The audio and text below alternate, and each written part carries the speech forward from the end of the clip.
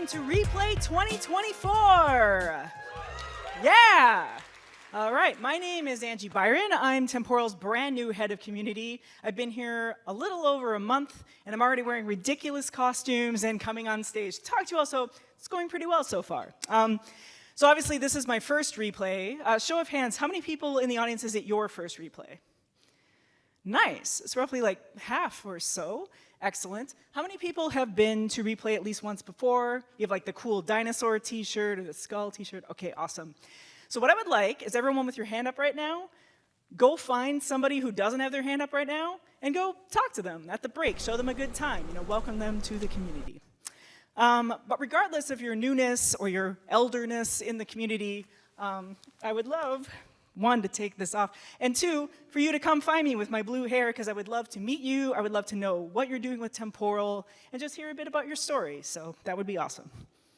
Okay. We have a couple of logistics to go through, and then I will get off the stage quickly so that we can get to the show. All right, I have a clicker for this. Here we go. Boop. So the most important thing, obviously, is the Wi-Fi. You can find that on the back of your conference badge at any time. We have this handy mobile app as well. If you want to know what the schedule is, you can pull that out at any time. You can even create your own custom schedule with only the sessions that you care about on it. There are many awesome sessions, by the way. People, it turns out, are using Temporal for everything from like curing cancer to running GPUs that power the generative AI revolution. So it's pretty awesome. If you are social media inclined, Replay 2024 is your hashtag. If you're on a community Slack, there's a channel for that. And the last kind of important thing that I'm doing a terrible job of modeling right now is you should leave your badge on at all times just for security. And that includes in the event itself as well as the evening events. Even if you've been to Replay before, we have a couple of new things.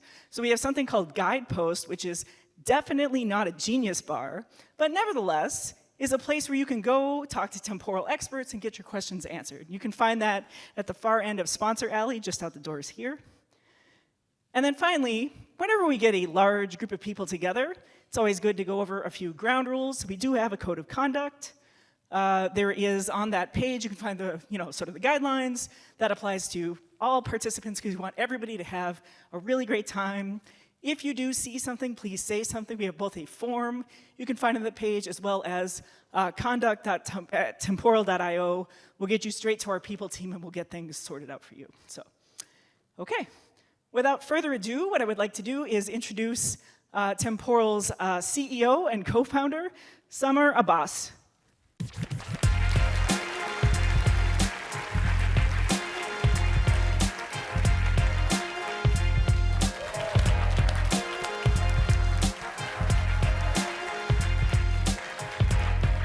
Good morning, everyone. That was exciting. I can assure you no one got hurt in that space launch. Almost. Like, I hope Ziggy makes back down to planet Earth safely. Seeing all of you here fills me with a lot of gratitude and pride. Just a couple of years ago, at our first Replay conference, we were like a small group able to fit in a wedding hall. Just look around, all of you, how far we have come. At our third Replay conference, like this, getting this group together is just amazing. Thank you for being part of this journey.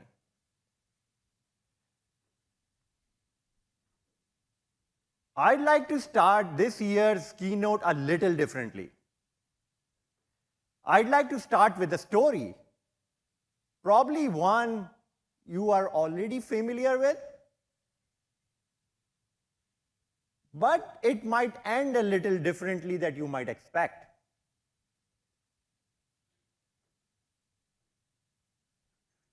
Let me take you back to a situation that might feel familiar. It's late at night. Everything is quiet. You are finally getting some rest after a long day at work. You are an engineer at a company that deals with real-time data processing. The system that you help build is the backbone for the company, processing millions of transactions per second. running everything smoothly is absolutely critical for the success of that business. Yeah, something goes wrong tonight. For a moment, it feels like everything is at risk. A critical system just went down, or a downstream dependency might not be available.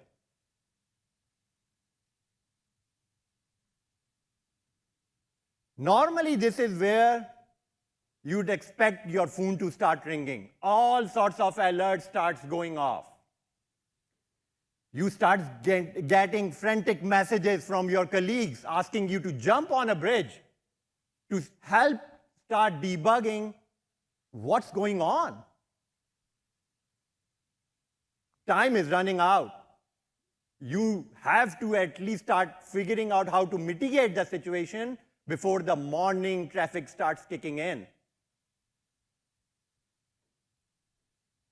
Before continuing on our story, let's spend a moment on what's the experience all of us are going through when these unexpected failures are happening, when your system really fails.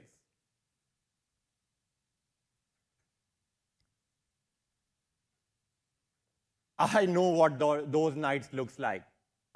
Trust me, I've been on far too many of those situations.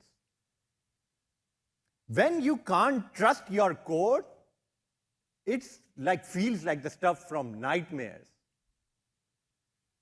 Here is actually a real screenshot of the team, like in one of those sessions, when we were at our offsite, and an unexpected failure brought down the system.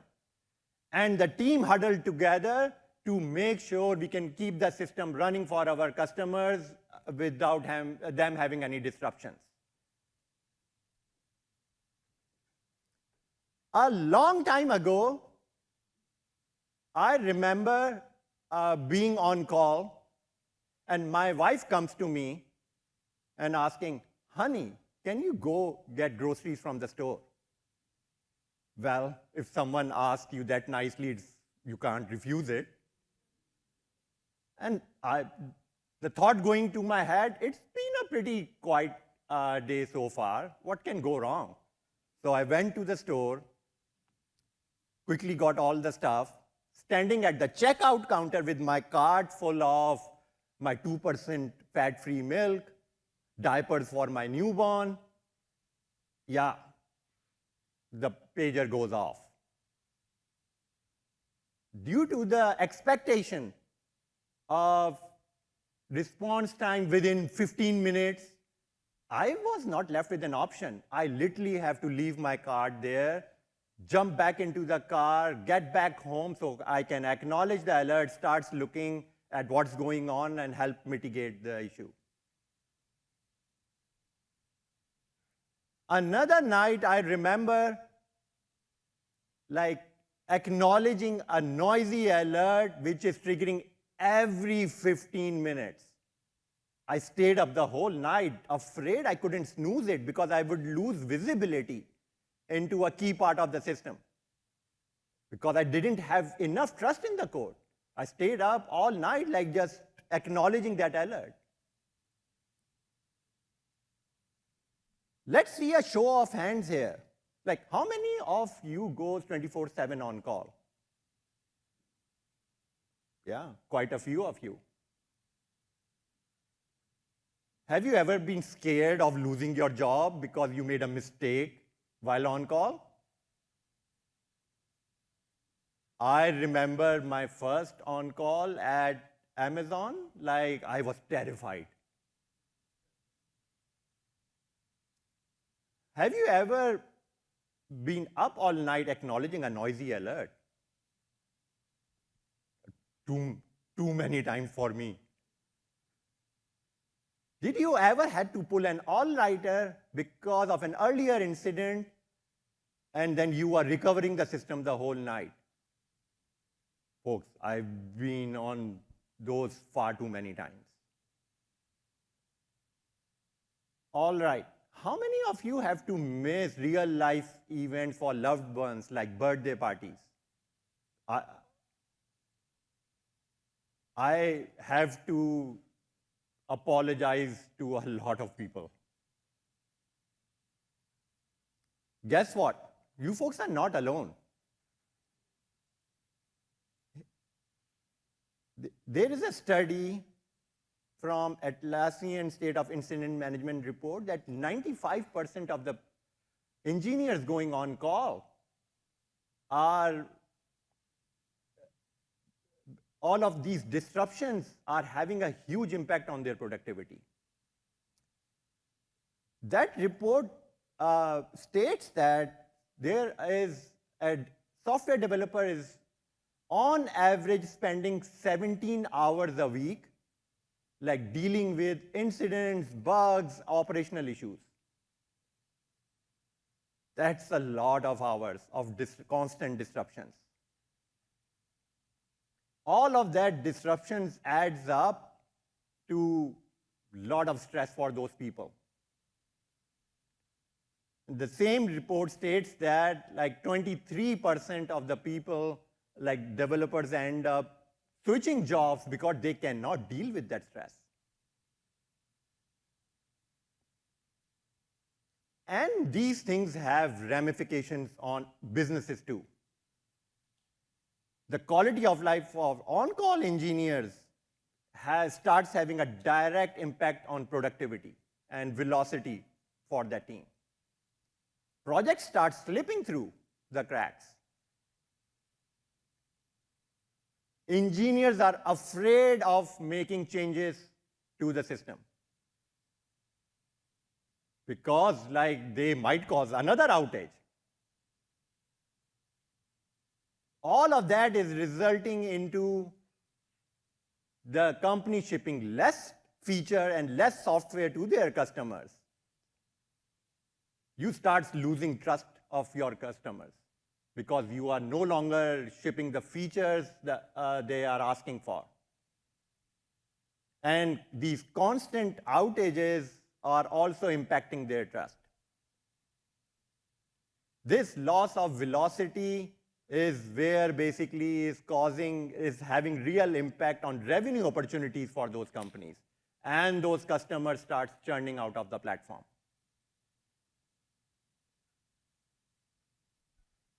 Now let's get back to our story. Imagine the night the systems didn't fail due to those unexpected failures. Yes, tonight that call never comes. Instead, your system takes care of itself because it is backed by durable execution, designed to handle those failures and unexpected situations, and your workflows keeps on running. Processing the transactions wherever they can, retrying failures, waiting for those downstream dependencies to come back up, and then continue processing exactly where they left off. As an engineer, when you wake up next day, you look at your logs, having your cup of coffee, you have full visibility into each and every step of the way how those transactions were making progress and any failures that were happening. You can trace through all the way down to your code. If there are bugs, you can fix it, roll that out to production without anyone even noticing. As engineers, we know trust is something which is not given. It's earned. It's earned when your systems are resilient, when they are able to handle those failures and keep churning through and adjusting and making sure your customer workloads and all of your users are safe.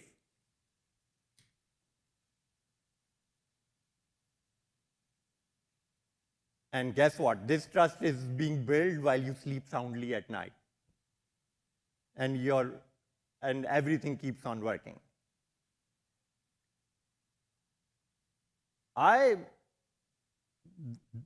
Don't you want to see how this trust actually works in real life? Show some excitement, folks.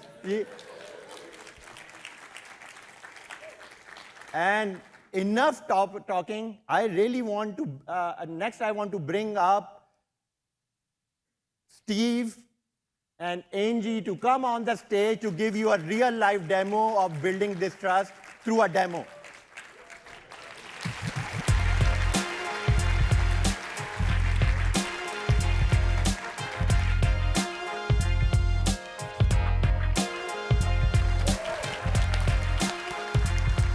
Yeah. All right. All right. So while Steve's getting set up here for our next little act of this little keynote, we're going to play a game. And that game has an audience participation component. So what I need you to do is raise your hand high up in the air, and our wonderful Candace will come find you. To sweeten the pot, there's prizes for participating in this, including a plushie of our brand new, newly unleashed mascot, Ziggy. So cute. And this amazing 3-in-1 Lego creator set that Steve and I bought on a very work-related trip to the Lego store recently. All right. So 3 volunteers, and while they're coming up, Steve, why don't you give us an overview of what we're doing here? Okay, so I was thinking about how to illustrate the concept of trust in code. Because after all, you should be able to trust and rely on Temporal. And when I think of trust, I don't know about you, but I think about snakes. Angie, snakes? Trust? Yeah, obviously. The most trustworthy animal is notably a snake.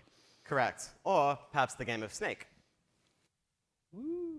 So who knows or remembers Snake? Okay. I would say more than half of you, slightly more than half of you. Great. For those that don't know Snake, the goal of Snake is that these 3 players on stage here, these volunteers, are going to be maneuvering a snake each, and their goal is to eat as many apples as possible, these green rectangles, and a secondary objective is to not bump into any other snakes, don't bump into any other players, because you're going to grow as you eat the apples, and don't bump into yourself. Okay? That's the goal. And shall we play a practice game? We shall, but before we do that, let's find out a little bit more about our audience members here. So, hi there. What is your name? Where do you work? And how long have you been using Temporal? My name's Upteen Furuzanda. I work at SNC Technologies, and I've been using Temporal for about 2 weeks. Amazing. All right. About as long as me. Yay, let's give it up. Right. And how about yourself? My name is Kobe. I work for Salesforce, and I've been using Temporal for about 6 months. 6 months. Amazing. All right. Let's give it up. And yourself? My name's Elon. I work at DigitalOcean, and we've been using Temporal for everything for a while. A while. Excellent. All right. Let's give it up for our wonderful contestants. Now, the way this is going to work is each player will control a differently colored snake. So yourself, you are team red. Yourself, you are team blue. And finally, team orange. We want to split the audience. So roughly here, you're rooting for this gentleman here. Roughly in the middle section here, you're rooting for this gentleman. And finally, on the far end, you're rooting for this gentleman. All right? All right. So Steve, why don't you count us down? Okay. Practice game. It's going to be 45 seconds. This is so you get acquainted, because there'll be more rounds. We need to start practice game. I see 1 player in each lobby. That's what we want. All right. Doing it live. I like that this podium looks very spiritual, so we need the demo gods. Yeah. Okay. 3, 2, 1. Orange lobby. Are you ready to press the button? Oh, that's all right. You ready to roll? Yes! Oh! All right, we're up. Amazing. All right, gets to keep that job. All right, here we go. Let's see, we've got, oh, blue team, Aiden Apple. Good job, blue team. Up on the board with 10 points. Oh, and now we've got, oh, careful, don't collide. Oh, it's neck and neck. Come on, orange. Get it? Because snakes, necks. Anyway. Where are you, orange? All right, Get in the so game. we got going, orange, what you doing? Come on, You're going orange. on a journey. It's right there. You want to eat the apples. Here we go. Orange. Oh, orange on the board. Hey, there we go. Nice. Yeah. Woo! Okay, we're getting to the end of round. 10, 9, 8, 7, 6, 5, 4, 3, 2, 1, and blue team wins the game. Woo!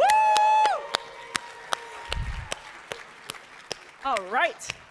Now, Steve, would you like to provide us with some context? Yes, this game was designed to make me sweat about my employment at Temporal. What we got there? You may be wondering what the point was. The point of this game, as you might imagine, is this is all built on Temporal. Okay, its workflows all the way down. The Snake game itself is a long-running workflow. Every round of the game is a workflow to keep tabs on the time, orchestrate the score, that kind of thing. But the snakes themselves are workflows. I will show you. Oh, wrong one. Refresh. Let's go back. If I pick one of these snakes, you're going to see it running. Nom, nom, nom, nom, nom. See those events? So they're little signals to the workflow. Nom, nom, nom, nom, nom. And that's going to, so those snake workflows are coordinating chance encounters with apples, movement across the board, and the input from the players here is signals. Okay? So it really is temporal all the way down. And of course, we're using Temporal Cloud to orchestrate the workflows today. Big up for Temporal Cloud. Temporal Cloud, yes! But you may be wondering, where are the workers? Where are the temporal workers? What is actually running the game code for this game of Snake? Where is Steve's server farm? Well, I'm pleased to tell you that the server farm is on these cheap, underpowered tablets on stage. Okay? Very resilient, as we found out. And we thought for the second and final round, we'd introduce a little catastrophic failure into the game. Because after all, Temporal is about recovering from and thriving in the face of catastrophic failure. So in this round, the apples are not just apples anymore. The apples represent a temporal worker running on one of these tablets. There's going to be 6 apples, and every time a snake eats the apple, it's going to bring down one of the temporal workers, one of the 6 temporal workers on these tablets for 10 seconds. So let's see how these snakes can survive eating their own livelihood. So wait, Steve, so I'm new, but hold up. If every time they eat an apple, one of the workers goes down, what's going to happen if all of the apples get eaten? These players are just going to have to do well enough to find out. Ooh, challenge accepted. All right, let's count us down again. All right. Yes!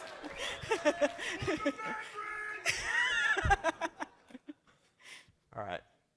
Got the I right love number your of players in the lobby, enthusiasm. so This I'm not is sweating. amazing. Same as before, I'm going to count down. This round is going to be 90 seconds, because you know what you're doing now. It's the real final round. OK, ready to roll? Oh, and one audience note. So if you can't see these tablets very well, it's going to show you the worker status, whether they're up or down. But don't worry if you can't see them very well, because on the bottom right of the screen, the worker status up, down will also be there. So watch the bottom right of the screen to see those workers. All right, ready to roll. 3, 2, 1. Snake! All right. Here we go. Ken Blue hang on to the lead. Oh, nice. Look at these. Wow. No, they're too good at this. 3. Oh, yes, no! they did it. So wait, what happened now? The game just froze. Steve, what's up with that? Well, it's back up again, but all of the workers went down. At the end of the day, you do need some resilient infrastructure to power your temporal workers. But the key thing I want to point out is that those snakes picked up where they left off. As soon as a worker came back up, the game continued. All of the state was still tracked on Temporal Cloud. And the point I'm going to make here about that is that could have been your financial transactions. Oh, yes. Did you get it? That could have been your flight booking. That could have been your infrastructure upgrade. It could have been anything you care about. Music? What is happening? What is that about? Wait, Rob, What are now? you doing? Rob, we're right in the middle of a Mate, demo. we've had a what are rough you time with doing, this man? demo already.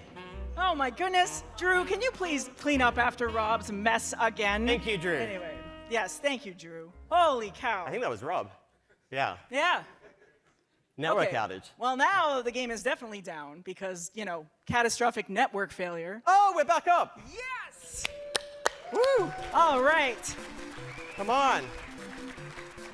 All right, so red is in the lead with 90 points. Oh, orange is just behind with 80. Can 9, they make 8, it happen? 7. 6, 5, 4, 3, 2, 1, and Team Red has it. Team Red. Woo! Excellent. Hey, let's give it up for all of our players, please, everyone. Yeah, nice. All right. If you folks want to head off stage, and Drew will hand you your illustrious prizes, and then Steve, want to wrap us up and take We'll us wrap home? this up. So what we just witnessed here was the game of Snake, running on Temporal, surviving and thriving in the face of unexpected failures in workers as a game mechanic, and then some truly unexpected network outages, Rob. Who, by the way, coded most of this game, so round of applause. And again, that could have been your flight booking, your financial transactions, your food order, your e-commerce order, your infrastructure upgrade. And just like Snake's picking up again, Temporal's resilient in the face of it. So thanks very much for playing a game with us today. Thank you, everyone.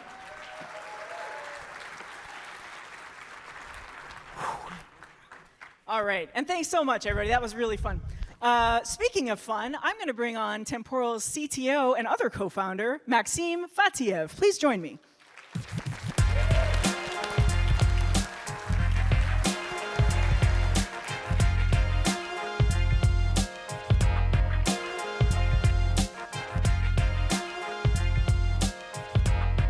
That was something, especially the first part, right?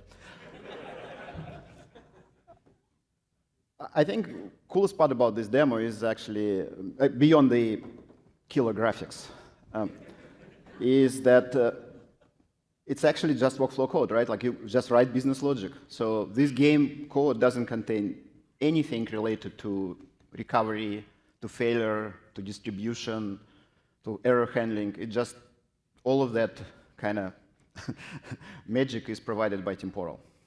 And I think it's really cool. And you saw the link, just check it out yourself. So going back to the conversation about trust, I've heard Samar's story, and I can relate. I had this 15-minute call every minute, like every 15 minutes script paging me overnight once at Amazon. The funny part is that I think the coworker I talked to in the morning about that was more upset than I was, because I actually slept through the night. It's amazing like what our bodies are built for, because it does bzzz, you're like, okay, in 30 seconds you sleep. And, but yeah, I didn't told him so. I thought about, okay, if I want to trust my application, I want to trust my code, what it would take. And I found that it's actually very hard to answer this question. It's much easier to kind of go and think about reverse. What would kill trust in an application? Like, what is the main trust killer? And I found that there is actually a pretty simple answer. It's complexity. Because if your application is simple, and you understand what's going on, and you have full control and full visibility into its current state, it's easy to trust it. But if it's complex, if dependencies are not clear, if runtime dependencies can behave in weird ways, and there are unexpected failure modes, you cannot trust it. And as we know, we are all kind of becoming, practically all of us becoming distributed systems developers, right? So world becoming more and more complex. And distributed systems developer has to deal with so many issues. And your business logic is a very, very small part of the code you write, of the complexity you face, and so on. And the worst part is that industry right now doesn't help. Like, all we have is a kind of standard approaches. They practically boil down to practically what we call patterns. Oh, okay, you have all this complexity, you have all these dependencies, you have all these issues to deal with. Oh, here's the pattern, which practically means you're on your own, right? Just, you still need to assemble that from the kind of blocks, all these applications. And yeah, patterns can help you kind of solve, kind of work around this, but in reality, it doesn't solve the core issue that you as a developer have to face with complexity. And as everything is intertwined right now, right? You cannot just go and use this approach of divide and conquer, because everything is together. There is no, like, you need to break your code in pieces. Each piece needs to talk to database. Each piece needs to deal with error handling, and so on and so on. And the good news is we are all here, and we know the answer. An answer is durable execution. And I want to just explain how I think about durable execution and how it relates to the complexity. the main advantage of durable execution that it allows us to separate out business logic from the rest cleanly. I think the only abstraction I kind of probably can relate to is MapReduce, right? So when MapReduce appeared and all related technologies, it was very clear. You write your business logic in a special kind of form, and then there is this huge piece of code like behind the scenes which makes sure that it can process all this data reliably and recover from errors, and you don't really know how it's processed. Is it one machine, 100,000 machines? And it's all allows to kind of separate this complexity. And durable execution is, I think, one of the first abstractions which allows to do that for business level applications, not big data. And I think it's pretty powerful. And all this complexity is still there, right? You still need to provide all of these kind of solutions to these problems, but you can move them to the platform layer, right? And this is what Temporal is about, right? It is practically the platform which takes on itself the complexity of building these highly reliable distributed systems, and you as a developer can focus on the business logic, which is exactly what you're hired for, right? Like to solve business problems for your company. And because most of the complexity, you don't need to face it directly, your life becomes simpler, right? Because you can trust your application because you wrote it, and you practically have to deal only with breakage in the business logic. But this also means that you put a lot of trust into the underlying system, right? If you practically say, okay, I will outsource all of that to Temporal, it means that you need to trust Temporal. And the good news is that you can trust it. And not because I just told you so, but because we have a track record. First, it took us years and years of iterations at largest companies in the world to get just abstractions right, the architecture right, and then the actual code base been in production for over 8 years, right? It started at a tuber, and it went to production over 8 years ago, and now we have tens of thousands of companies using that. We have tens of thousands of mission-critical applications running on the platform. And all these years, we certainly were polishing, and fixing issues with that, and I think it's very, very trustworthy code base. But obviously, we cannot just look at the past. Every change, every release potentially can break things. That's why we invested very, very heavily into the release processes. And every release is, we had cases, for example, when we delayed release for a month because we suspected that there is a bug. So we take it very, very seriously to make sure that it's not only about the past, but every new release you can trust. But even if you have very trustworthy code base, you cannot trust it unless you operate it properly. And operating large-scale stateful services is actually non-trivial, right? As you know, especially if it like we run multi-tenant service, and there are a lot of variability in load. So it takes effort. And that's why we created Temporal Cloud. Because we want to make sure that you as a developer don't need to deal with operations, and we have highly skilled teams, mostly from engineers who actually write the code themselves, operating that at scale. Obviously, it's all automated, and you might guess that all control plane of Temporal Cloud is just a bunch of workflows. But it gives you exactly that trust. So if you practically think about reducing complexity again, right? Durable execution allows to focus on business logic. Cloud allows you to focus on only deploying your application and don't even think about persistence and making sure that this system is available.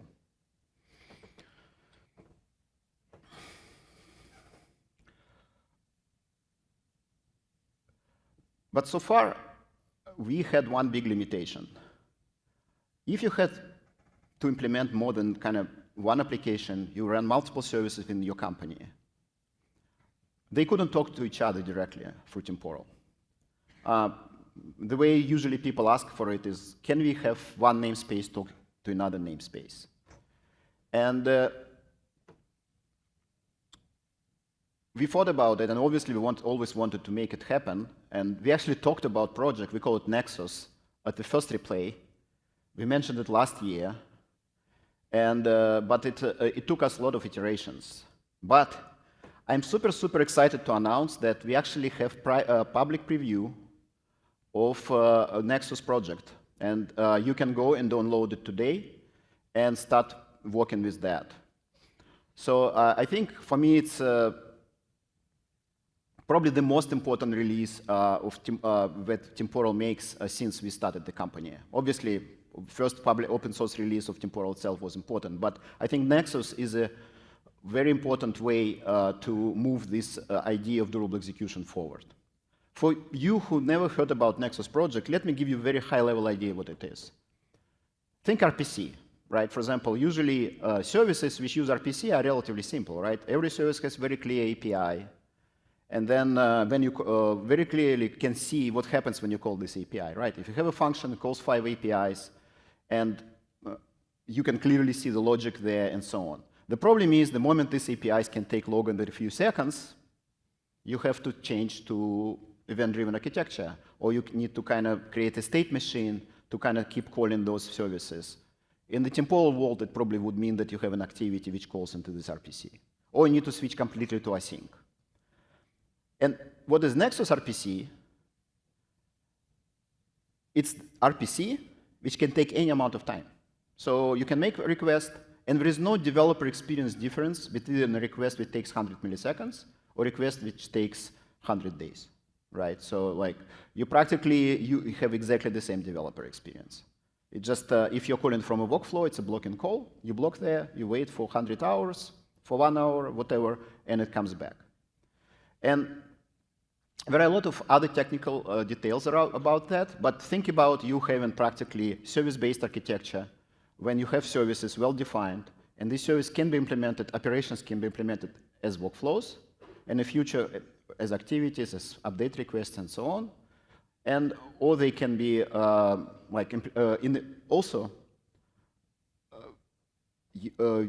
you call it, you practically have similar experience to activities, but you get much less information needed. Because activity, you leak a lot of information, right? You leak task queue, timeout, retry policies, heartbeat timeouts. If you're providing that to somebody else, you don't want them to control those. And Nexus allows you practically say, okay, just one timeout. How long am I willing to wait? And this can be activity which runs for a day, or it can be activity which runs for a second, but is retried for a day because something is down.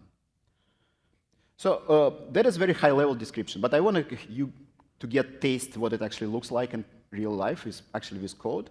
And I want to call Phil Prasek on stage, and he's going to show you a real demo.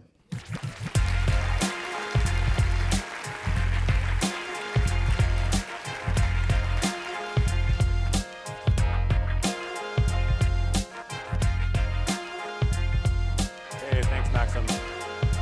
So I usually get pretty nervous getting up on stage to give these live demos, but I have to say, I haven't really lost much sleep because I know this app is backed by Temporal, which is pretty nice. Hey everybody, I'm Phil, and I'm super excited to talk to you today about Nexus and how it bridges the durable executions across the islands in your application. And you might ask, why do I need multiple islands? Why can't I just have a single island?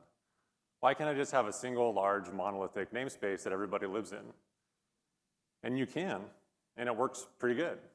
But when that incident rolls in at 3 a.m., it sure is nice to have that isolated to just your team. Or if you have sensitive workflow state, like PCI data, you might want to secure that in a separate namespace with a separate encryption key. So in an ideal world, each team can have their own namespace for better modularity, better security, troubleshooting, isolation, and so on.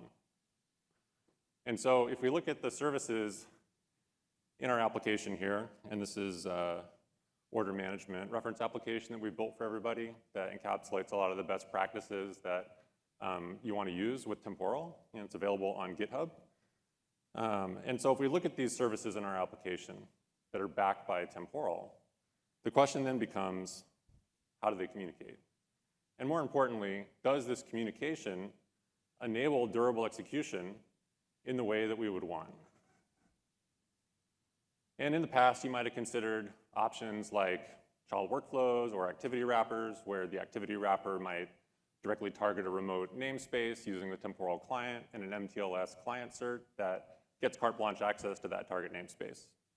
But the billing team might not be so cool with that, so they're like, well, we're just gonna put a bespoke API in front of our service and hide all those implementation details and present a cleaner service contract for the order team to use. But regardless of which option you pick, they all have notable limitations.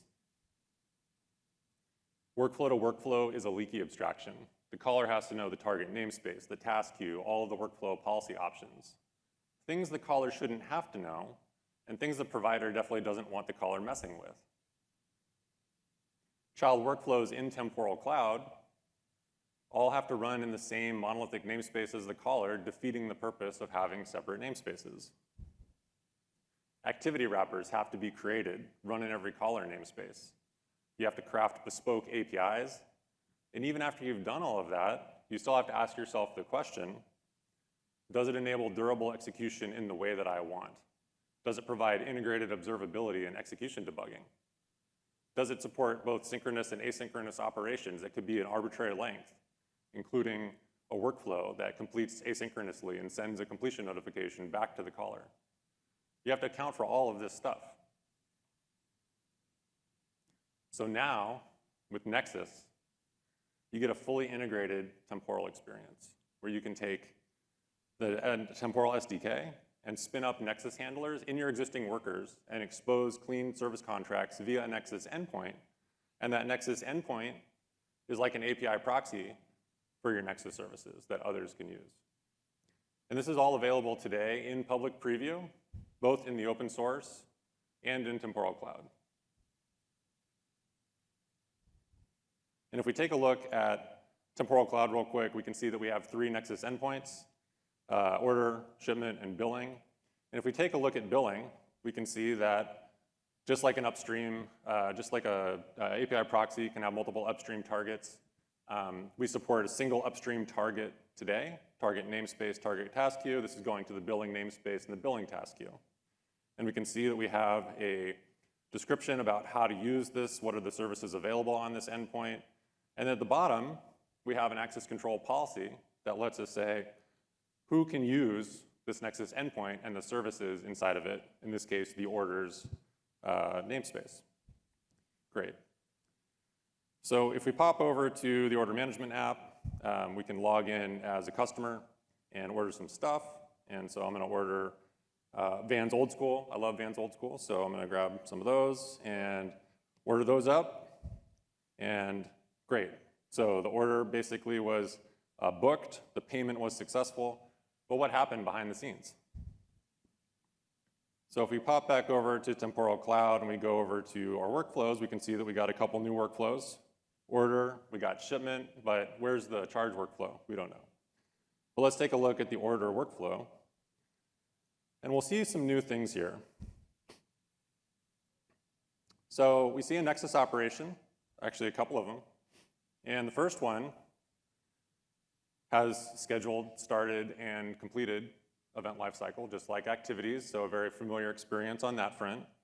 And we can see the endpoint and the service, the billing service, and the charge operation that got executed.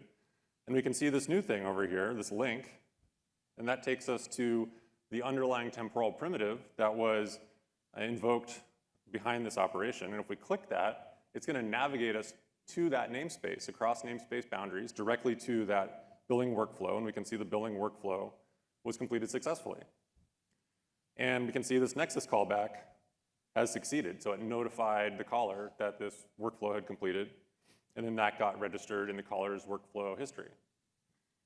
And all of this is done automatically by the Temporal SDK. So you get automatic bidirectional linking, wired up, auto-wiring, you get the callbacks auto-wired, all of this happens, and we'll take a look at the code in just a minute, with just a very simple block of code.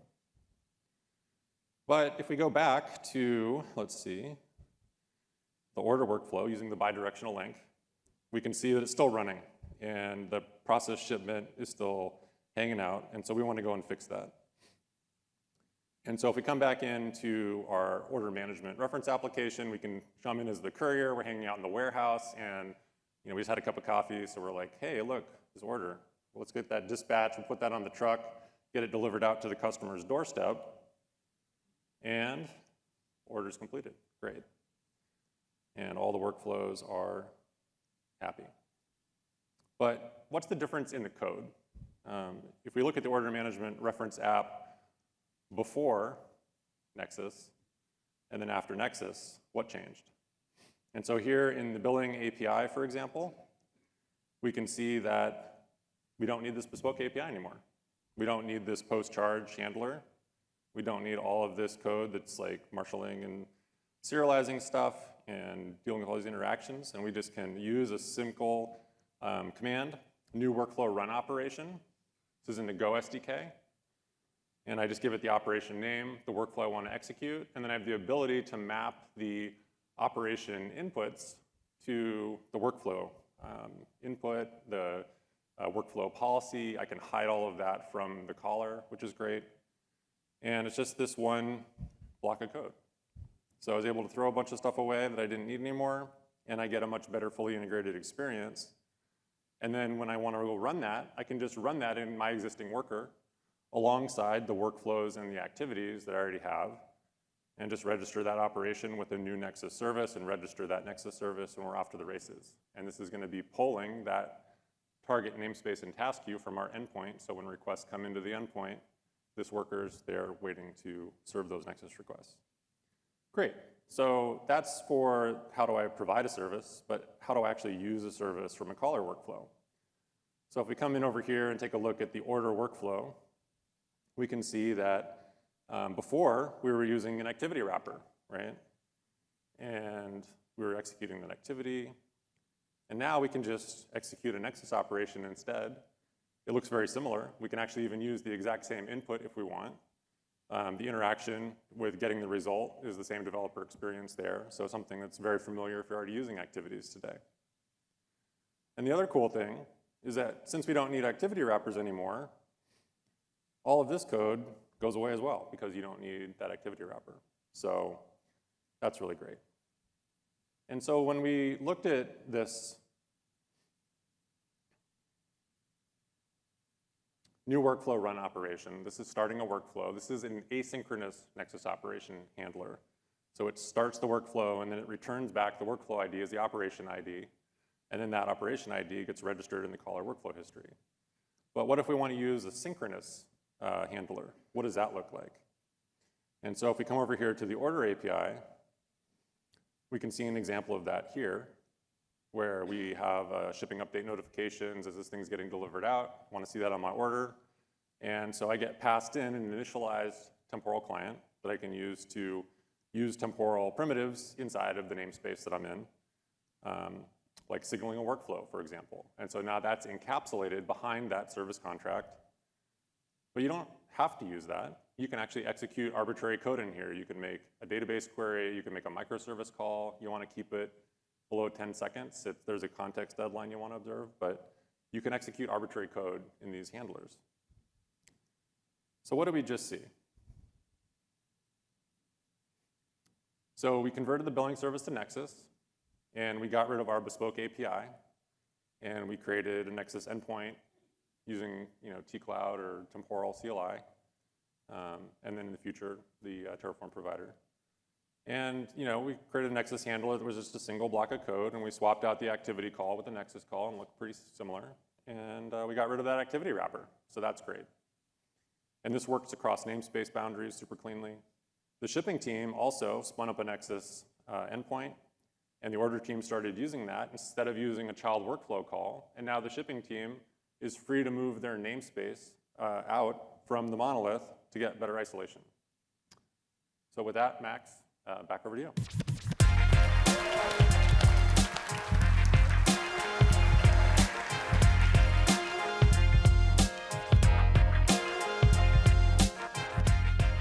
Thanks, Phil. I think you get a taste of that. But if you want to learn more, we have a session at 11:30 later today. So please come to the session, and we will talk about more technical details, how it's implemented, how it works behind the scenes. Also, we have our friends from Netflix joining that session because they got early access to the technology, and they're already contemplating using that in a pretty interesting projects. This is just MVP version, right? This is pre-release, and this is just bare minimum. Nexus, we have very kind of a lot of ideas how to move it forward. Let me just give you some of them. First, we want to make sure, one thing which probably wasn't mentioned is that it works across clusters, right? It works across clusters in open source, and obviously in Temporal Cloud, it works across regions and clouds. So you would be able to practically say, okay, my Nexus endpoint lives, you can create Nexus endpoint, for example, per region if you want to, and then being able to route requests to specific namespaces in different regions or clouds. So I think it's pretty powerful. The same way, in the future, we plan that we want to be able to link open source clusters to the cloud, and means that you would be able to practically be able to provide exposed Nexus operation from your open source clusters to the cloud users and so on. And obviously, we expect that you would be able to link application within your enterprise. In the future, we might provide more features around security and quality of service when you would be able to actually expose your company APIs to other companies through Nexus. Also, we understand that it's not only about Temporal. So we want to do two things there. One is that we want to introduce notion of gateways, which will allow non-temporal applications to talk to Nexus endpoints. One example of such gateway would be HTTP with callbacks, like with webhooks. So you would be able to say practically, okay, I want to expose this Nexus endpoint through HTTP on this port and address, and then anyone would be able to practically say, okay, start operation full, for example, as HTTP request, and then pass callback, and then get notified when operation is done. But we don't limit types of gateways. We probably will create some sort of gateway SDK. So if you have your internal RPC format or your own way to do asynchronous operations, you would be able to expose Nexus services to non-Nexus applications. The same way we want to do outbound gateway. For example, you have your existing RPC technology, asynchronous RPC. Maybe you're using queues to send request, get reply. You would be able to go and plug it into the Nexus, and every workflow would be able to call Nexus operations, and then gateway will translate to you. So practically, we want to make sure that you would be able to consume and create Nexus services using non-Nexus technologies. And then Nexus itself is built in non-temporal way. So practically, Temporal depends on Nexus, and we provide an awesome experience, fully integrated experience, how to call Nexus operations from workflows and how to implement Nexus operations using temporal workers. But you absolutely can take Nexus as a kind of high-level framework, and you would be able to write absolutely alternative implementation. So I can see in the future other companies, other technologies integrating. I don't know why we cannot call step function as a Nexus operation, for example, from temporal workflow or vice versa. So I think my dream is that Nexus becomes more like industry standard to do async kind of RPC in the world. And obviously, I believe that Temporal will be always the best way to implement that and consume Nexus services, but it won't be Temporal-only technology. So yeah, I'm super excited about that, and we will obviously you will see more and more features coming out as we progress here. But again, we are not just doing Nexus. We are actually investing into the durable execution and new features in durable execution all the time. And I want to call Samar back on stage, and he will talk about what else we were doing. Thank you.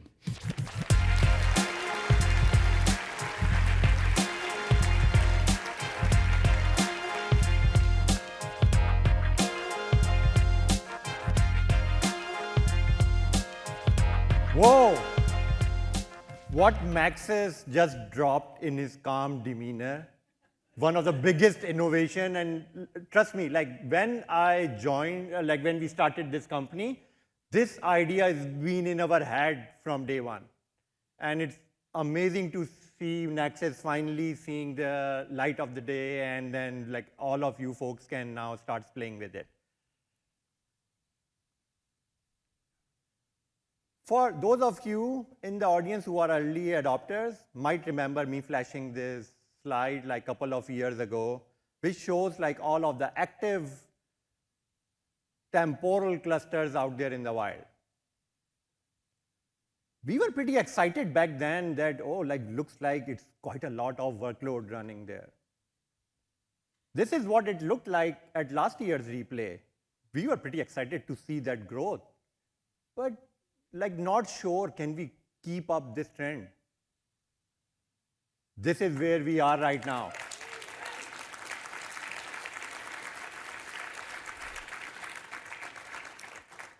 Imagine like those folks a couple of years ago sitting here in the audience, and then like even back then thinking how large we have gotten. And my hope is like 2 years down the road in the future when we having our another replay event, all of you will look back at today at, wow, like we were part of something big. It's not just the workloads are increasing at that rate. Even the size of the community is growing like proportionally. We have almost 116,000 active developers week over week building new applications. We roughly estimate the size of like the overall community of developers is close to 350,000 developers now. And in our just Slack like channel alone, like where we are having amazing discussions about all sorts of issues, and this is an amazing place for us to get product feedback too, is well over 13,000.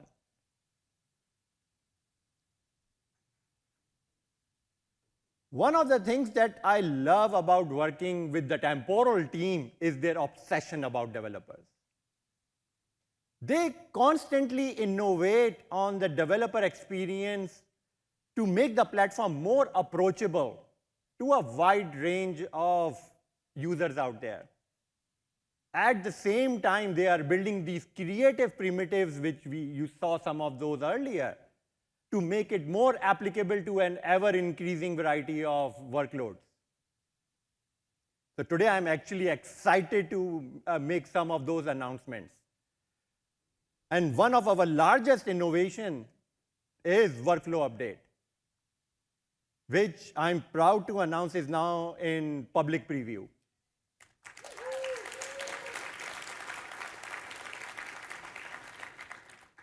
Since starting the company, we've been making incremental improvements to the whole durable execution space. We got a lot of feedback for especially folks who are building on interactive applications like shopping cart, where your users need to interact with those workflows with a very tight latency budget. And there's been a key gap in the technology. Workflow update fixes that. Here is a benchmark that we build, which shows the comparison of workflow update compared with signals and queries, and show the latency improvements. We are seeing almost like at P90, latency improving from 50 milliseconds to 30 milliseconds if you use workflow update. It's not just only the latency improvements. There's a lot of developers who kind of struggled with building those interactive applications also, where yes, you can use signals to trigger those workflow executions, but then kind of struggle, jump over hoops to figure out, oh, how I can consistently and atomically get state out of it. And our users at Yum Brands were actually able to successfully use workflow update for production applications to build those category of applications. This feature is designed from the ground up for very large scale. And our users at Indeed was actually able to take one of their high throughput applications, which were ingesting a lot of signals, and were able to port that to run on top of workflow update successfully and at a lower cost also, because now we have new ways where like the validators, which allows you to filter out those unnecessary signals so they don't consume storage on your workflow executions. Next, let's talk about the worker auto-tuning, a much anticipated feature, which is now in pre-release. Think of this one as self-driving for your workers. By introducing resource-based auto-tuning, we are really simplifying the experience for like configuring your workers, where today we provide dozens of knobs on our SDK, which gives you fine level control. You can, how many polars you need, or how many like slots you can configure, the rate at which you are ingesting ties, your worker pool size, and all sorts of things. Now, all you need to do is use our resource-based configurator, set this is the CPU, this is the memory, and let it take care, it takes care of the rest. There are two primary use cases that we are trying to address with this.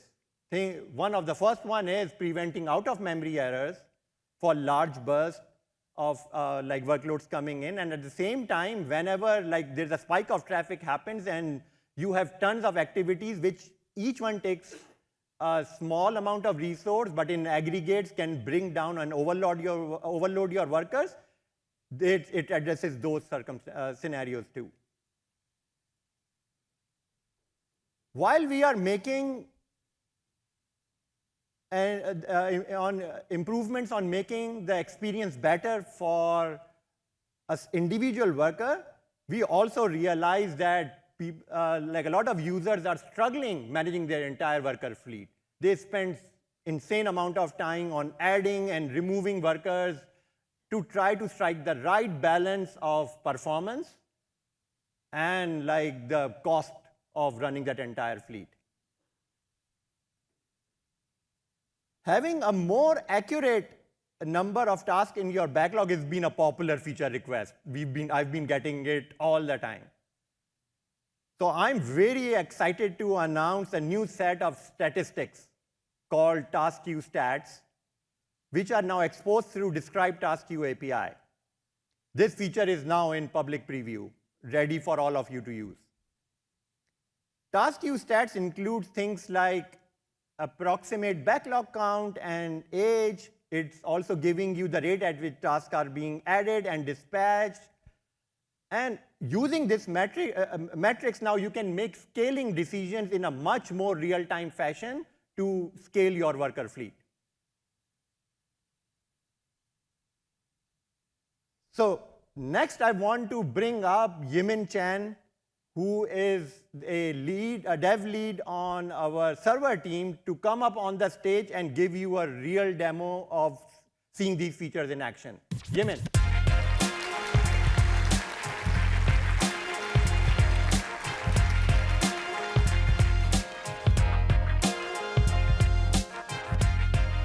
Welcome, everyone. My name is Yimin Chen. I'm the engineering manager of Temporal server team. Today, we are going to dive into a scenario that I'm sure a lot of you can relate, which is to raise up your hand if you ever experience outage caused by a sudden spike of workload. Yes, a lot of you, and that moment sucks. Yes. So I'm just going to just show you the demo page. So this is built on top of the same reference app. We call it Order Management System. We made a small modification for this demo, mainly going to this page. We have a page, a monitoring chart that we can use to see how our backlog size go up and down. And we also put a small promotion where we can trigger the spike of load. Before I start this, I wanted to just very quickly go over our infra setup so that you know what this is. So we have a local Kubernetes cluster that I have already deployed my demo app, which have basically 3 components: the web that we can access the UI, the promo worker that mainly process the promotion, and then this will be our focus of this demo. The main worker that process all the orders, the shipment, the billing, and then this last component is a Keynote component, which we will talk about this later in the demo, but for now it's disabled. All right, enough talk. Let's get started. Oh, and by the way, this one is fully powered by Temporal Cloud. We have this demo namespace. We will take a look later after we're done. So let's just start this monitoring. Right now there's nothing. And let's just try to generate 1,000 orders. And you see the backlog started to increasing. And let's go over. Ooh, something is happening. What's going on? I hope everything works fine. Oops. Oh, God. Killed. Does this sound familiar? Now we have one outage. Don't panic. Let's fix it. So you may think, this probably is the case that we just talked about, that worker is trying to process more tasks than the capacity allowed, and it's running out of memory, of course. Well, we have a control knob. We call it concurrent execution size. You can limit it, so the fix will be simple. Just set a proper number. But, well, real world always more complicated. Each task consumes different amount of resource, and so it's very hard to calculate what will be an appropriate number. Like one order coming in with a dozen of items versus the other order coming in with just 1 item. So wouldn't it be nice just let a worker figure that out? Like, you know your capacity, why can't you just figure out and pull tasks as fast as you can and don't overload yourself? So that's exactly what we have done, and we call it worker autotuning. Show me the code. Yes. It's very easy to leverage this new feature. No change to your business logic, no change to workflow, to activity, to anything. Just drop in this worker tuner component to your worker options, and then supply these worker options. Let's take a look. Just like so, supply this to your worker. And we make the interface available so that you can implement your own customized worker tuner if you want, but we also make it very easy for you, for a lot of use cases, this default implementation, that you wanted to target your resource utilization rate to be 75% of memory, or maybe 90% of your CPU, whatever you feel comfortable for your infra. And then with that, let's push a fix and see what will happen. It's still crashing. Oops. So just make a new build and push the, okay, we got this pushed. All we need to do is to make sure this pull down a new build. All right.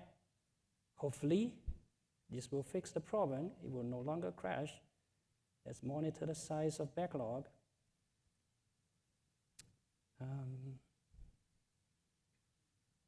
I think it's doing fine. It's not crashing. We can look at the logs. Yes, still alive. So I think we fixed the problem, but you may think that, well, the backlog kind of drained very slow, right? Even though the worker is processing as fast as it could, but the backlog is just too big, and we need more compute power. You may ask, why can we just scale this up? Of course, but you don't want to do that manually. And in the past, we have got a lot of asks. People are saying, like, what are the signals we can use to scale up our workers? And we have suggested, like, start to sync match rate, start to schedule to start latency, and a bunch of those indirect signals. Some of those signals are not stable. They may come up and down, but anyway. So we worked on this thing we call the backlog size, more accurate backlog size, and we're making this a strong signal for you to use to scale up, down your worker. Super simple code. We make an example of a Kita, which is, if you're familiar with Kubernetes, it's just a standard component. All we need to do here is call your describe task queue, extract the backlog size, and supply that as a signal to the component. And everything would automatically scale up and down as needed. Let's try this out. As I mentioned, we already have this deployed here. All I need to do, if you look at this, I disable this because now min and max are both 1.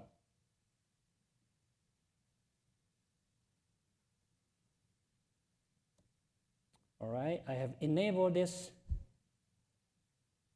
and within just like seconds, it will kick in, and it should start scaling up our worker. Yep, you see it's taking action, and it's at 4 worker right now. So we can go to our backlog monitoring. Ooh, see that?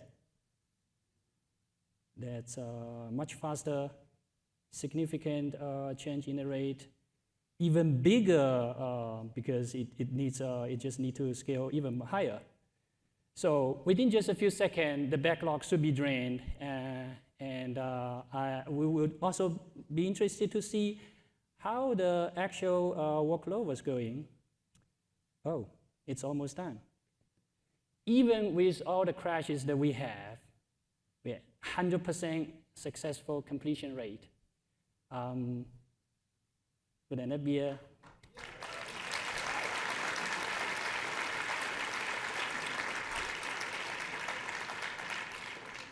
Thank you. So with that concludes my demo part. Thank you. I hope you enjoy.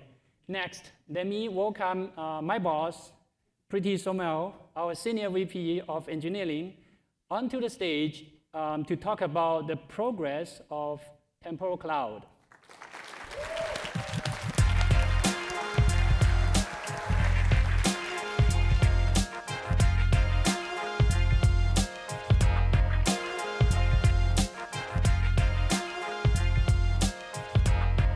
Thank you to the absolutely wonderful Yimin for an amazing demo.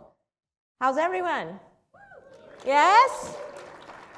Are we enjoying replay so far? Awesome. Well, hi everyone. My name is Preeti, and I run engineering here at Temporal. And today I have the privilege to be on stage to talk about all the work that our amazing team has put in over the last year since we met.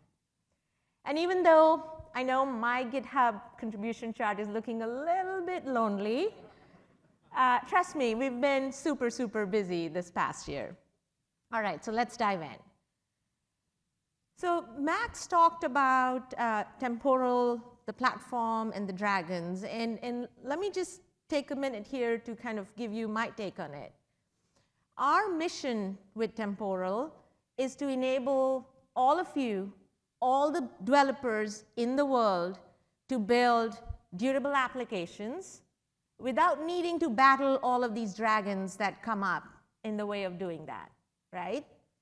And so clearly, to be able to deliver against that mission, the platform itself has to be highly reliable. Now, all of you here, I'm assuming, have operated, tier 1 stateful services at scale reliably. Is that easy? No. We all know that it's really, really hard to do that. And so with Temporal Cloud, our goal is to take that burden off our developers, do that heavy lifting, do that work ourselves, and enable all of you on this journey, on this movement to build durable applications without creating more dragons along the way. We launched Temporal Cloud a little under 2 years ago, And we are so honored that we have won the trust of over 1,800 customers that are running today. Thank you. Thank you to all the customers here who are trusting us with your workloads. Another view of that is this namespace growth chart. When we launched in 2022, we had about 800 odd namespaces that belong to our design partners, our early adopters, running on cloud. And for those of you doing the math, that chart represents roughly a 3.6x growth year over year. And what that's telling us is not only are we winning the trust of customers for workloads, once that happens, more use cases are coming online from those customers. So again, thank you. We are so thrilled that you are seeing the value that Temporal Cloud brings and using it for more and more use cases in your organizations. Now, Samar talked about how developer obsessed we are. And one key focus for us this year has really been to bring Temporal Cloud to developers in a really, really easy way. We launched a self-serve sign-up capability earlier in the year. And I'm so happy to announce that we have a promotion going on where you can sign up to Temporal Cloud, you get $1,000 in credits, and you can do that without talking to any one of us here, because I know developers don't like to talk to people. Have any of you used this? No? All right, well, some folks have. So please try this. Tell your family, tell your friends, tell everyone, because we want to take this movement to as many people as possible. Now, we also know that a lot of folks have existing relationships with AWS and make their software purchasing decisions through AWS. So earlier this month, we've also launched an integration with AWS Marketplace. You can go in with your AWS account, use Temporal Cloud, and take advantage of the pay-as-you-go billing. So again, a couple different options, but use it, and remember, tell your friends. All right, on this journey in terms of bringing developers onto Temporal Cloud, we know that once you've signed up, there's a bunch of steps you have to do to get your workers and your application code up and running, connecting to the cloud, et cetera. And our focus is now on making that journey be easier. So we've launched something that we call an unboxing guide. And what it is really sort of a curation and collection of various documents, samples, so that you can kind of sign up and get going as quickly as possible. You know, our goal, our mission is to get you to run that first workflow as quickly as possible after signing up to Temporal Cloud. And another area that we've really improved is around how the workers and the application code authenticate with Temporal Cloud. You know, currently it's sort of certificate-based. And yeah, we know that's not the easiest thing in the world, right? So we are shipping API keys in public preview today. Thank you. Thank you. And we hope that makes it much easier and simpler. And you know, if I could count the number of times this morning we've said we're shipping public preview, that's all the work that the team's been doing. So a huge shout out to the team again. Amazing. Now, next up is sort of talking a little bit about our footprint. We know that when you're trusting us with your workloads, you also want a choice of where in the world those workloads run. Today, we are available in 14 regions on AWS. And I'm so happy to announce today that we have GCP in public preview. Yeah? Thank you. In fact, remember those $1,000 in credits I was talking about? You could go today, use the self-serve sign-up, use those credits, create a namespace on GCP, and be up and running. Clearly, as part of our multi-cloud strategy here, we're going to now start shifting focus, and Azure will be coming next.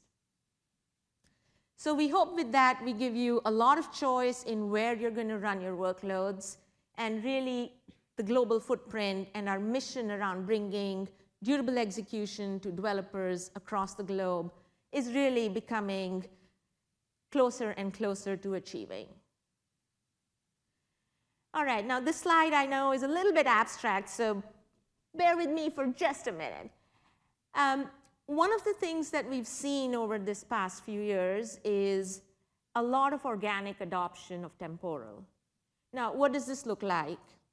There's one development team that brings Temporal into the organization, and the word starts spreading. Like, you know, all of a sudden, this team is like super relaxed. They're sleeping through the night. They're not getting paged, right? I know some of you know this. And as the word spreads, there are more teams within the organization that want in. They want the same thing. They want to use Temporal Cloud. And when that starts happening, this concept of a platform team emerges. This is essentially a group of people who end up being chartered with enabling all the developers in the organization to use Temporal Cloud. And you might be wondering, okay, you know, what do they do? Like, what's the big deal? Well, normally what we see is this group is chartered with making sure that the standards, security practices, processes, onboarding, all of these pieces fit in with what they are currently operating under as part of their development process. And so we call this sort of a concept of a paved road, which is essentially what it sounds like. You know, the first team that's using Temporal Cloud has to figure out a few things, but then they make sure that all the other teams can follow really easy because they've kind of created this paved road for the other teams, right? And so this area has also been a focus for us, and we've launched a few key capabilities here that help with creating that paved road.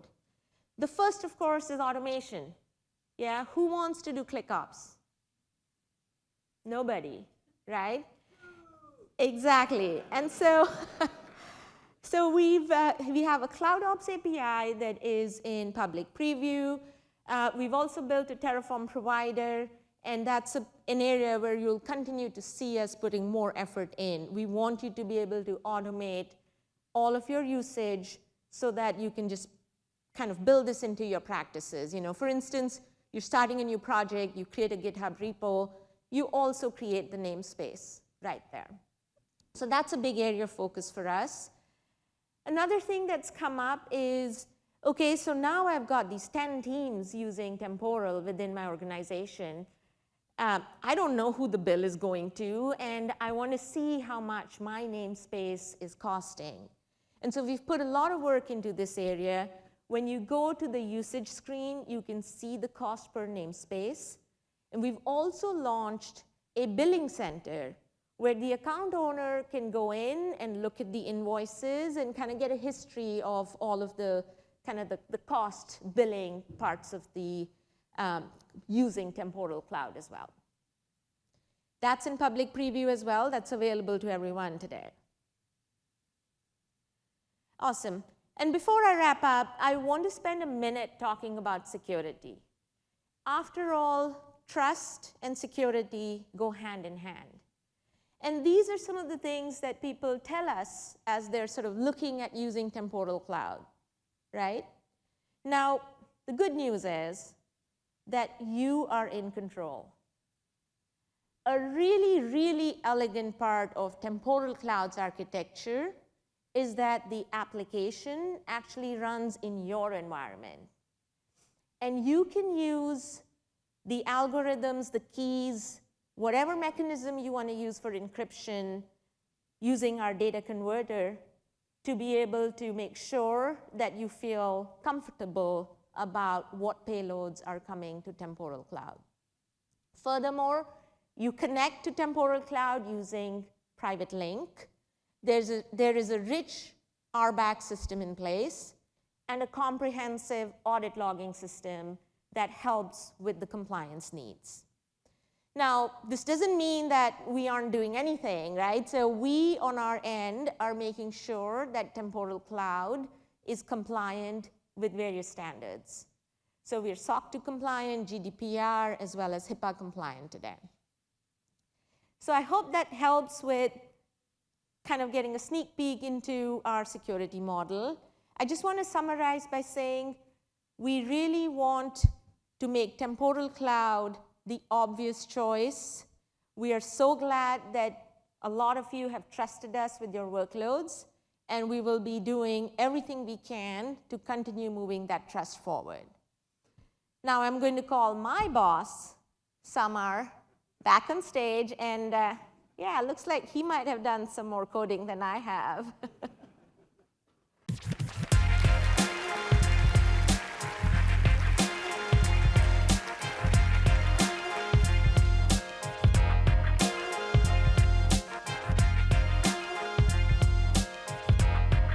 Thank you, Preeti. Looks like I need some catching up to do on my GitHub contribution repo also. That September 1 is actually me giving a tutorial to my 14-year-old son how to use Git. Yeah.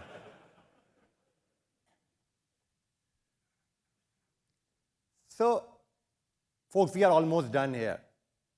But before we end this keynote, I want to leave you with some parting thoughts.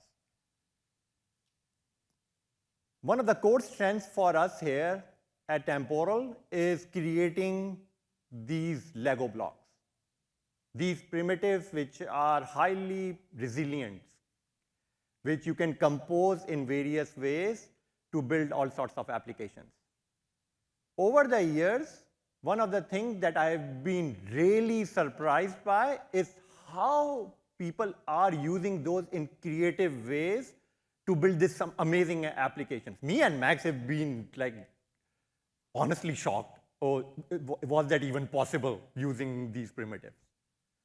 Very early in the days when we were building the platform, I remember this use case where there was a team of developers who was so happy with the programming model that they trust us enough even for a desktop app, the simulation they were building on that desktop app. Back then, we didn't have the lightweight version of Temporal. Literally, what they had to do was package the whole backend along with Cassandra to run in a browser. Like, people who have run Cassandra might understand how difficult it might get. But still, I think the key point, the key thing is that trust that they put in us and put those primitives we are building and use their creativity to solve a real problem. One of the things that for the next 2 days, I would love to encourage be in that mindset. Look at how other people are using this platform for a wide variety of use cases. When I started this company, I have absolute clarity on the problem we are trying to solve. The first decade, the first 10 years of my professional career, I felt this dissatisfaction that I was doing important stuff for the organization, but I never see the connection or how it's differentiated enough to how I am adding value to the goals for that company. I was constantly being pulled into doing things like keeping the system running, making all those distractions coming in, all important stuff. But I somehow lacked that satisfaction as an engineer, that I really wanted to do more. So this is where, that's been the mission for me, is how, I believe we can do better as an industry. A lot of us ends up doing those undifferentiated work as part of our day-to-day lives. How can we help unlock that creativity. Stripe's developer coefficient report estimates that an average developer spends 900 hours a year on managing incidents and maintenance and other sorts of tasks. There are over 12 million backend developers on the planet. If you do simple math, that's over 10 billion hours.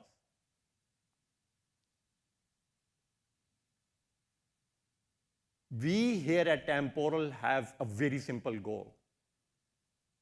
Even if we can return you folks back 20% of it, it's 2.2 billion hours of developer time back to the industry, which you can use, put to use to however you want to. We are not trying to make you as a 10x engineer by making you more productive. I already realize how compressed all of the work week for you folks looks like. We had one simple goal. We just give you back your time that you are already spending on things which are undifferentiated. So the next few days, I only have one ask from you. How are you going to spend that time? As you are walking around, like hearing various sessions, just use that to kind of get your creative juices flowing and see how you can put this powerful, durable execution concept to use to things that you would like to do.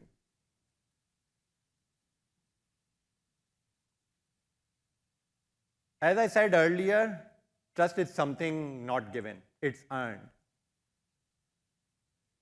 So I would like to end this keynote on a very simple just thank you for trusting us, for being here, trusting us with your time, trusting us with your code, trusting us with your mission critical applications. Every one of you in this room has made replay possible. So thank you.